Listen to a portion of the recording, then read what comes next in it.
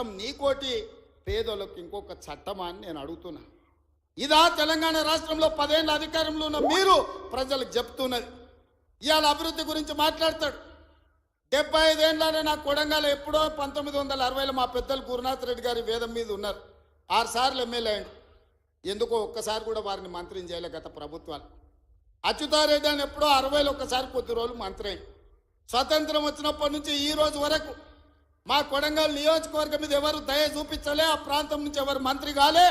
ఇవాళ ఆ ప్రజల కోరిక మేరకు నేను ఎమ్మెల్యేనే ముఖ్యమంత్రిని అయితే నేను ఆడ అభివృద్ధి చేయాలి, మా పిల్లలకు ఉద్యోగాలు ఇవ్వాలి, మా గ్రామాలు ఎడారిగా మారినాయని నారాయణపేట కొడంగల్ ఎత్తిపోతల పథకాన్ని మా నీళ్లు తీసుకెళ్ళనికే తాగనిక నీళ్లు లేక ఫ్లోరైడ్ ఉండి కల్తీ కళ్ళు తాగి ఆ కల్తీ కళ్ళుతోని పిచ్చెక్కి పిల్లల్ని మంచాలకు గట్టేస్తుంటే ఆ బాధ చూడలేక నారాయణపేట కొడంగల్ ఎత్తిపోతల ప్రాజెక్టు ద్వారా 1,00,000 ఎకరాలకు నా ప్రాంతానికి నీళ్లు ఇవ్వాలని నేను ముఖ్యమంత్రిగా చేస్తే అండ్ల కాళ్ళ కట్టబెడతాడు హరీష్ రావు.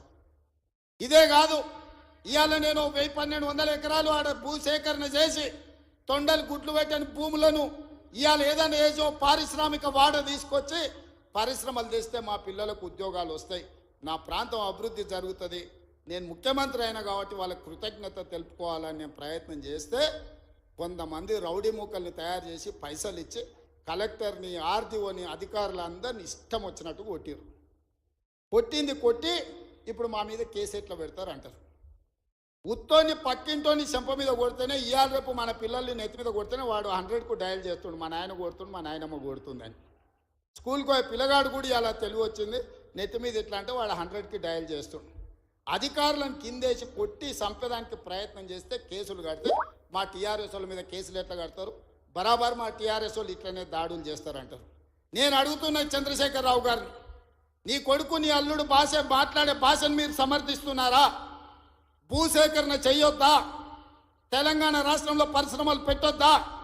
మా IT and industry Sridhar Babu గారు రోజుకి 20 గంటలు పనిచేస్తూ ఈ రాష్ట్రానికి వేల కోట్ల రూపాయల పెట్టుబడులు తెచ్చి విదేశీ పరిశ్రమలను రప్పించి నిరుద్యోగ యువకులకు ఇంజనీర్లకు ఈరోజు ఉపాధి కల్పించాలని చేస్తున్న ప్రయత్నం తెలంగాణ రాష్ట్రంలో చెయ్యొద్దా? మీరు చెప్పండి. 10 ఏళ్ళు ప్రభుత్వం నడిపిన మీరు భూసేకరణ చేయలేదా? మల్లన్న సాగర్ల ప్రజల్ని ముంచలేదా? 14 గ్రామాలను మల్లన్న సాగర్ల ముంచలేదా? కొండ పోచమ్మల ముంచలేదా? రంగనాయక సాగర్ల ముంచలేదా? ఫార్మా సిటీ అని ఎయిర్పోర్ట్ కూతబెట్టి దూరంలో 14,000 ఎకరాల భూములు సేకరించలేదా? ఇవాళ ఒక కొడంగల్లో నేను భూసేకరణ 1000 ఎకరాలు చేస్తే మీ కడుపు మంట ఏంది, మీ దుఃఖం ఏంది, మీ బాధ ఏందని నేను అడుగుతున్నా. ఇదా న్యాయం? ఇదా ప్రభుత్వాన్ని నడిపినోడు మాట్లాడేది? ఈ విధానం ఉంటే రాష్ట్రం అభివృద్ధి చెందుతుందా? నేను అడుగుతున్న ఈ వేదిక మీద నుంచి తెలంగాణ రాష్ట్ర రైతాంగాన్ని, ఎవరో ఒకరు భూమి కోల్పోవాల్సిందే. అభివృద్ధి జరగాలంటే భూసేకరణ జరగాల్సిందే. భూసేకరణ జరిగితే ఎవరో ఒకరు భూమి కోల్పోవాల్సిందే. ఎవరు ఇష్టంగా భూమి ఇవ్వరు.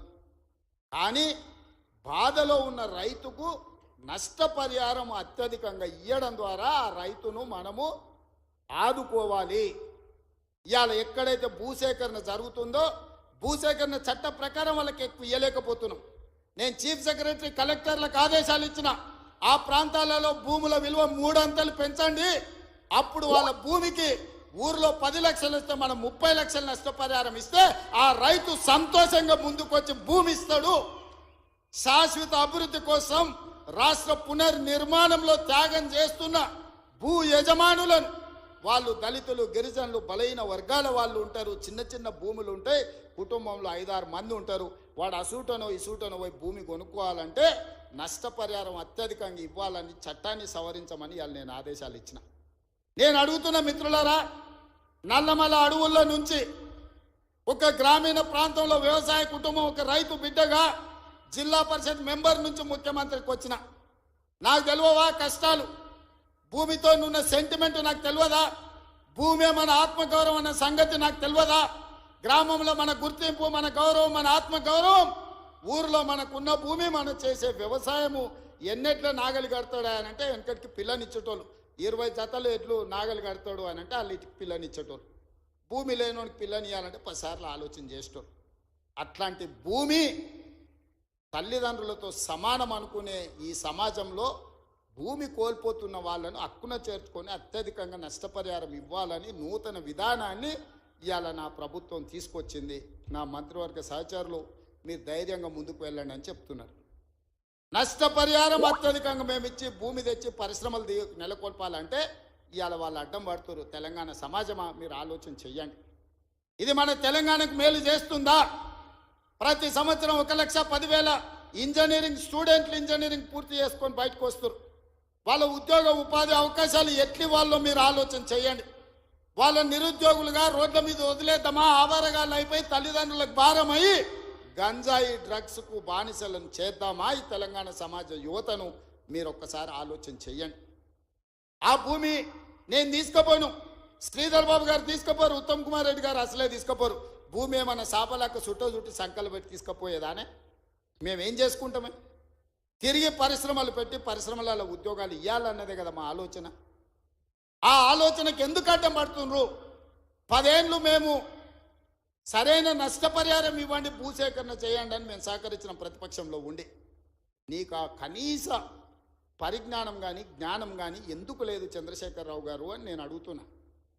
ఉద్యమకారునంటో 80,000 పుస్తకాలు చదివినోన్నంటో అపర మేధావినంటో ప్రపంచంలో నీ అంత మేధావి లేడు, పోటీ పెడితే 1 నుంచి 100 వరకు నీకే ర్యాంక్ వస్తుందంటో ఇంత చిన్న లాజిక్ మిస్ అయినవా చంద్రశేఖరరావు? భూమి సేకరించకుండా పరిశ్రమలు నెలకొల్పలేమని నా నియోజకవర్గం మీద ఎందుకు కక్ష కట్టినవని నేను అడుగుతున్నా. నేనేమో 1,00,000 ఎకరాలు సేకరించలే, 4 గ్రామాలలో కలిసి 1,100 ఎకరాలు నేను భూమి తీసుకుందామన్నది. ఇదో ప్రపంచ సమస్య అయింది. ఇంకా నేను ఢిల్లీ అయిపోయింది, ఇప్పుడు చంద్రమండలం పోతాడంట ఆయన. చంద్రమండలం పోయి ఆడ కూడా ఫిర్యాదు చేస్తాడంట. నువ్వు ఆడ తిరిగొచ్చినా కుట్ర చేసినందుకు మాత్రం ఊసలు లెక్క పెడతావు కేటీఆర్, నువ్వు అది గుర్తు పెట్టుకో. చూస్తూనే ఎంత గుర్తావో ఎగరని అని. ఉయ్యాల ఎంత ఊగినా అక్కడనే వచ్చి ఆగాలి, తెలుసు కదా. ఉర్రిగా అటు ఊగొచ్చు, ఉర్రిగా ఇటు ఊగొచ్చు. ఉయ్యాల ఆగాల్సి వచ్చినాడు మధ్యలోనే ఆగుతుంది. యాడ్ కురుకుతాడు, ఎంత దూరం ఉరుకుతాడు? ఉరకని అని చూస్తున్నా, ఉరుకులాట ఏందో చూద్దాం కేటీఆర్ దాని. అందుకే మిత్రులారా, ఈ తెలంగాణ రాష్ట్రాన్ని అభివృద్ధి చేసుకుందాం. రాజన్న సిరిసిల్ల అభివృద్ధి కోసం నిధులు ఇచ్చినాం. ఇవాళ మీ ప్రాంత అభివృద్ధి మా బాధ్యత. 10 సంవత్సరాలలో తెలంగాణను ఒక గొప్ప అద్భుతమైన అభివృద్ధి చెందిన రాష్ట్రంగా తీర్చిదిద్దుకుందాం. తెలంగాణ